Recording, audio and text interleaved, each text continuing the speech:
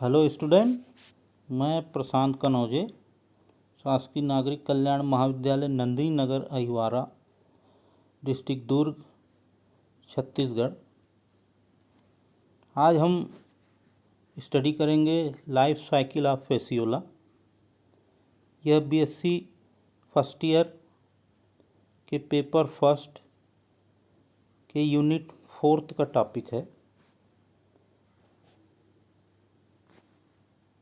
हम अब देखते हैं यहाँ पर क्लासिफिकेशन ऑफ फेसियोला। फेसियोला को फाइलम प्लेटीहेलमिन्थिस में रखा गया है।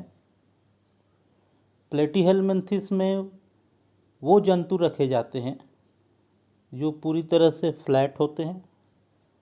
डॉर्सोवेंट्रली फ्लैटेंड एनिमल को प्लेटीहेलमिन्थिस में रखा जाता है, जो पत्ती के समान दिखाई देते हैं। एसिलोमेट जंतु होते हैं।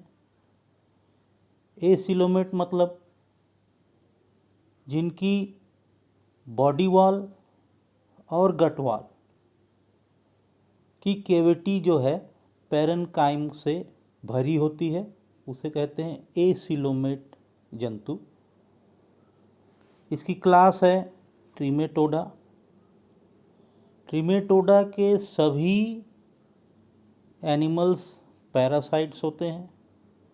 इनमें सकर्स पाए जाते हैं और इनकी life cycle complicated larval forms में होती है, अर्थात लार्वा की अधिकता पाई जाती है। इसका ऑर्डर है डाइजीनिया। इस ऑर्डर में मोस्टली एंडोपैरासाइट को जोड़ा गया है, जिसकी लाइफ साइकिल कॉम्प्लिकेटेड होती है और अल्टरनेट होस्ट में कंप्लीट होती है। ऐसे एनिमल्स को इस ऑर्डर में रखा गया है और इनका रिप्रोडक्टिव ऑर्गन वेल डेवलप्ड होता है। इसका जीनस है फेसियोला। ये जो आप देख रहे हैं ये है हिपैटिका स्पीसीज, जिसको हम स्टडी करेंगे। इसका एक्सटर्नल स्ट्रक्चर आप देखिए, ऊपर में mouth covered by oral suckers, नीचे जेनाइटल पोर, बीच में वेंट्रल सकर्स जिसको एसिटाबुलम कहा जाता है, लास्ट में एक्सक्रीटरी पोर। पूरी की पूरी जो बॉडी है वो फ्लैट है, डॉर्सोवेंट्रली फ्लैटेंट है, चपटी है। और यह एनिमल एंडोपैरासाइट है। यहाँ पर जनरल कैरेक्टर लेते हैं फेसियोला का। फेसियोला हिपैटिका इज एंडोपैरासाइट, अंतःपरजीवी। अंतःपरजीवी मतलब जो किसी दूसरे जंतु के शरीर के अंदर रहकर अपना जीवन निर्वाह करता है, उसको कहते हैं अंतःपरजीवी, एंडोपैरासाइट। डॉर्सोवेंट्रली फ्लैटेंड बॉडी, दोनों तरफ से चपटी body. It is commonly known as liver flukes, क्योंकि ये सिप के लीवर में पाया जाता है, इसलिए इसको लीवर फ्लूक्स कहा जाता है। It lives inside liver in sheep. देखिए, सिप का लीवर के अंदर पाया जाता है, इसलिए इसको लीवर फ्लूक्स कहते हैं। और यह सिप में एक डिसीज प्रोड्यूस करता है, एक रोग उत्पन्न करता है, जिसको कहते हैं लीवर रॉट। सिप के अंदर लीवर रॉट प्रोड्यूस करता है। इसका पूरा शरीर क्यूटिकल से कवर रहता है। और सबसे इम्पॉर्टेंट, लीवर फ्लूक्स ये होता है डाइजेनेटिक पैरासाइट, जिसकी जीवन चक्र 2 होस्ट में कंप्लीट हो, उसको बोलते हैं डाइजेनेटिक पैरासाइट। तो पहला होस्ट है सिप और दूसरा होस्ट है इसका स्नेल। अब अपन लेते हैं इसका रिप्रोडक्टिव सिस्टम। ये बहुत इम्पॉर्टेंट पार्ट है, काफ़ी कॉम्प्लिकेटेड स्ट्रक्चर है। यह हर्माफ्रोडाइट जंतु है। हर्माफ्रोडाइट मतलब हर्माफ्रोडाइट जंतु उसे कहते हैं जिसमें मेल और फीमेल दोनों एक ही जंतु में रहे, दोनों एक ही में रहे, उसको कहते हैं हर्माफ्रोडाइट। अब देखिए अपन लेते हैं इसका स्ट्रक्चर। रिप्रोडक्टिव सिस्टम में जब हम देखते हैं, यहाँ पर मेल का पहले अपन स्टडी करते हैं। मेल रिप्रोडक्टिव सिस्टम, एक जोड़ी हाईली ब्रांच्ड टेस्टिस पाई जाती है। ये है पोस्टीरियर टेस्टिस, ये है एंटीरियर टेस्टिस। ये पोस्टीरियर टेस्टिस और ये एंटीरियर टेस्टिस। दोनों टेस्टिस से यहाँ पर ट्यूब निकलती है, पतली ट्यूब निकलती है, जिसे कहते हैं वास डेफरेंस। वास डेफरेंस निकलकर एसिटाबुलम पास में जाकर आपस में मिलकर एक बैग लाइक स्ट्रक्चर का फॉर्म करती है, जिसे कहते हैं सेमाइनल वेसिकल्स। सेमाइनल वेसिकल्स, जो बड़ा स्ट्रक्चर है उसमें देखिए आप, ये है सेमाइनल वेसिकल्स। दोनों यहाँ का स्ट्रक्चर, ये दोनों वास डेफरेंस यहाँ से निकली और यहाँ आकर एसिटाबुलम के पास में आकर मिल गई और एक बैग लाइक स्ट्रक्चर बना रही है, जिसे कहते हैं सेमाइनल वेसिकल। सेमाइनल वेसिकल से एक इजेकुलेटरी डक्ट निकलती है। ये देखिए, ये है इजेकुलेटरी डक्ट। यहाँ पर हम लेंगे बड़े वाले स्ट्रक्चर में, देखिए ये है इजेकुलेटरी डक्ट, जो आगे जाकर इजेकुलेटरी डक्ट जो है नर सीरस सैक के पास से कॉपुलेटरी ऑर्गन से होते हुए इजेकुलेटरी डक्ट जो है मेल जेनाइटल एट्रियम में आकर खुलती है। ये है मेल जेनाइटल एट्रियम, जहाँ पर ये कॉमन जेनाइटल एट्रियम है, लेकिन ये मेल जेनाइटल एट्रियम में आकर ओपन होती है। ये होता है मेल रिप्रोडक्टिव ऑर्गन। इसके बाद लेते हैं अपन फीमेल रिप्रोडक्टिव ऑर्गन। फीमेल भी इसी ही एनिमल में है। यहाँ पर एक सिंगल ओवरी पाई जाती है जो कि ब्रांच्ड है। देखिए एकदम ब्रांच्ड सिंगल ओवरी पाई जाती है और ओवरी से छोटी नलिका निकलती है, जिसे कहते हैं ओविडक्ट। इसको कहते हैं ओविडक्ट। मैं बड़े वाले स्ट्रक्चर में आपको एक्सप्लेन करूँगा। ओविडक्ट जहाँ पर निकलती है, विटेलाइन डक्ट यूटेरस का मिलन होता है, उसे ऊ टाइप कहते हैं। इसे क्या कहते हैं? ऊ टाइप। यहाँ पर ये है ऊ टाइप, आप देखेंगे ये ऊ टाइप यहाँ पर है। यूटेरस एक चौड़ी कुंडलित नलिका है जिसमें निषेचित अंडे भरे रहते हैं। ये एरिया जो है यूटेरस होता है, जिसमें एग भरे रहता है। साथ में यहाँ पर लॉरेंस केनाल पाई जाती है।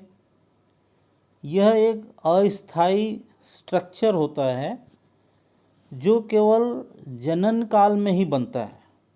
इसे कॉपुलेटरी ट्यूब भी कहते हैं। ऊ टाइप को मेलिस ग्रंथि घेरे रहती है। इससे कैल्शियम कार्बाइड निकलता है जो अंडों की रक्षा करता है। विटेलाइन ग्रंथि बहुत शाखान्वित ग्रंथि है जो शरीर के दोनों लेटरल सतह पर दाएं बाएं पाई जाती है। अब विटेलाइन ग्लैंड्स कहाँ हैं? ये देखिए दोनों लेटरल साइड पर, यहाँ पर और यहाँ पर, ये जितनी भी ब्रांच दिख रही है ये सब विटेलाइन ग्लैंड्स हैं। और ये विटेलाइन जो ग्लैंड्स है, ये विटेलाइन जो ग्लैंड्स है, ये विटेलाइन ग्लैंड्स दोनों लेटरल साइड पर ब्रांच्ड है। अपनी ओर की एक लॉन्गिट्यूडनल विटेलाइन डक्ट से जुड़ती है और आगे जाकर वो ट्रांसवर्स विटेलाइन डक्ट से जुड़ती है और योक रिजर्वायर में यहाँ आकर खुलती है। रोक रिजर्वायर में जाकर यह खुलती है। इस प्रकार ये होता है फीमेल रिप्रोडक्टिव ऑर्गन। तो यहाँ पर कहने का मतलब ये कि दोनों सेक्सेस, दोनों लिंग यहाँ पर एक ही एनिमल में पाए जाते हैं। अब अपन लेते हैं इसका डेवलपमेंट।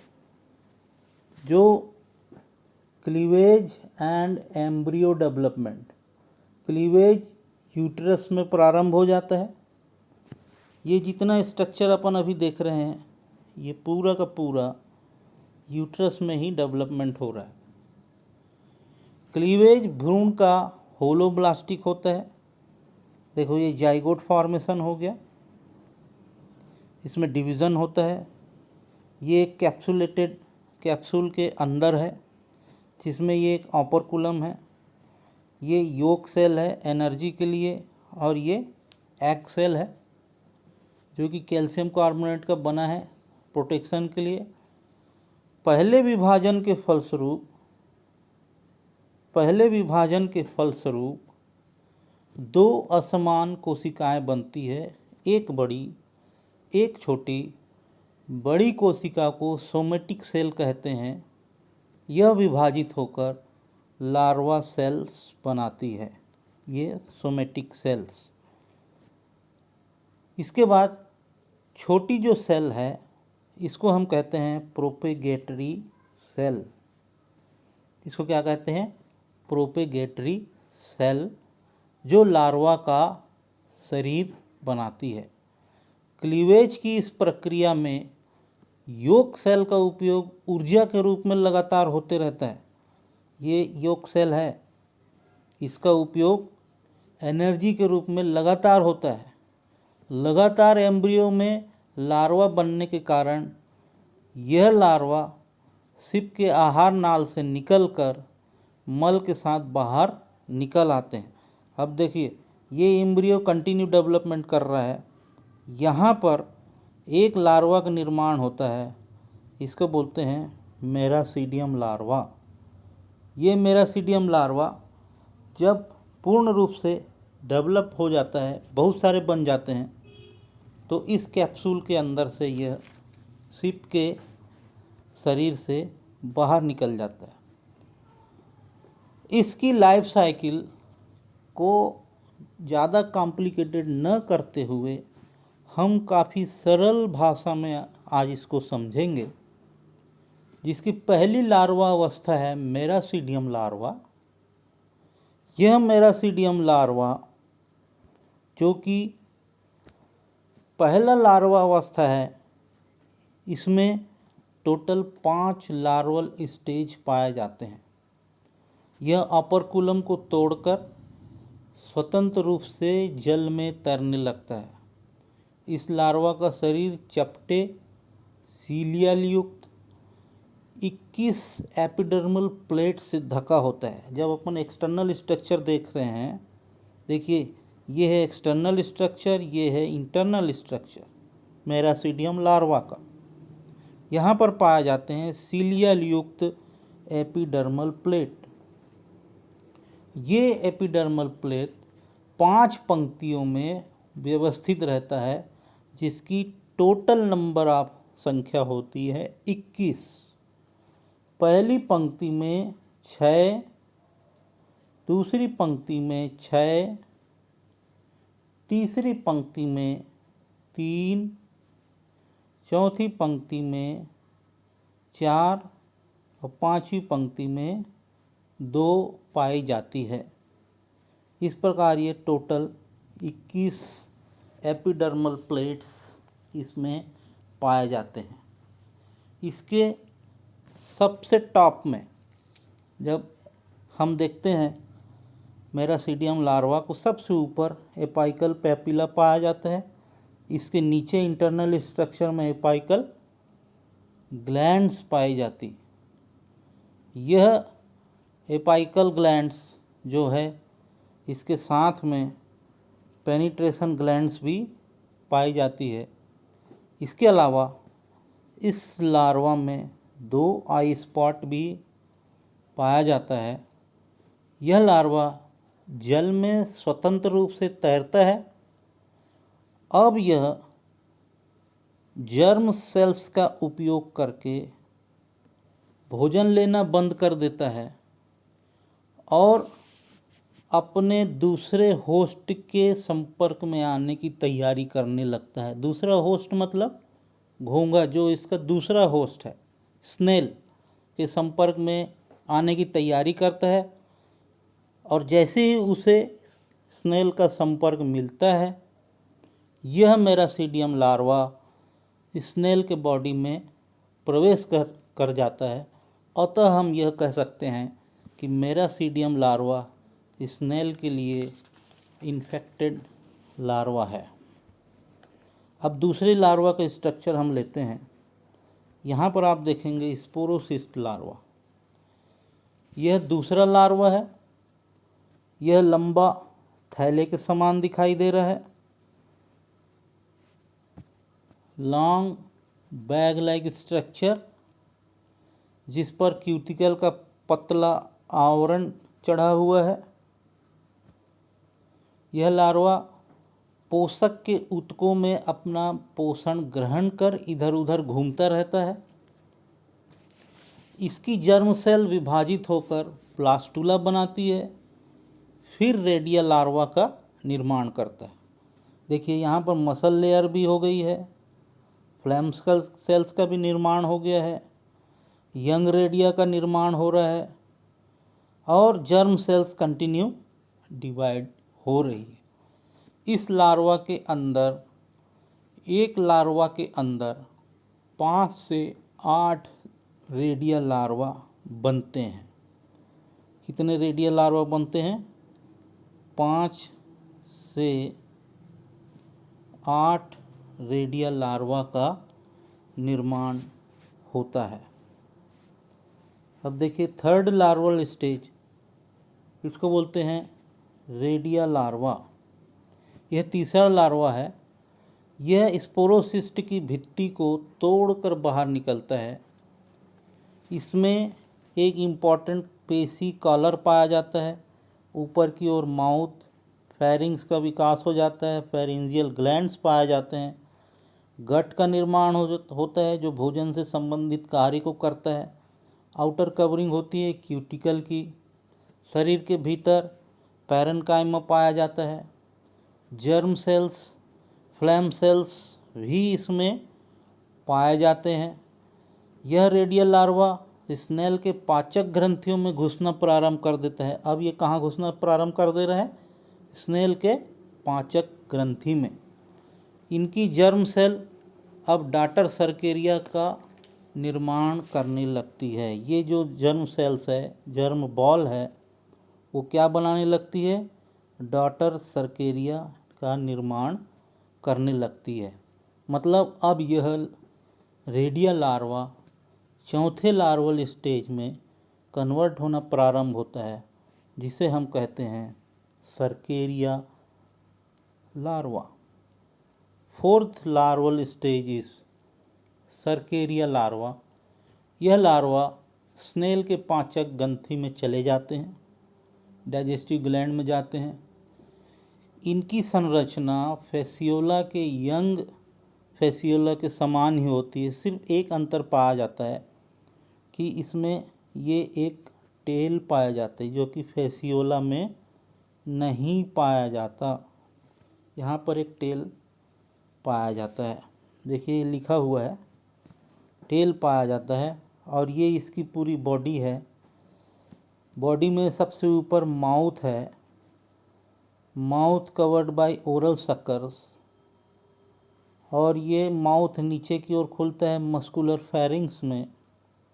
मस्कुलर फेरिंग्स के पास में एक ट्यूब लाइक इसोफेगस पाया जाता है, जो गट सीकम में खुलते हैं। इसमें फ्लैम सेल्स का भी निर्माण हो जाता है, साइटोजीनियस ग्लैंड्स का निर्माण होता है, एसिटाबुलम सकर्स का भी निर्माण होता है, और साथ में जर्म सेल्स कंटिन्यूअसली डेवलप करते रहते हैं। एक्सक्रीटरी वेसिकल्स का भी निर्माण होता है, एक्सक्रीटरी डक्ट भी इसमें पाए जाते हैं। इसमें लंबी टेल पाई जाती है। माउथ से टेल तक यह जो है पूरी तरीके से फेसियोला लार्वा तक दिखाई देता है।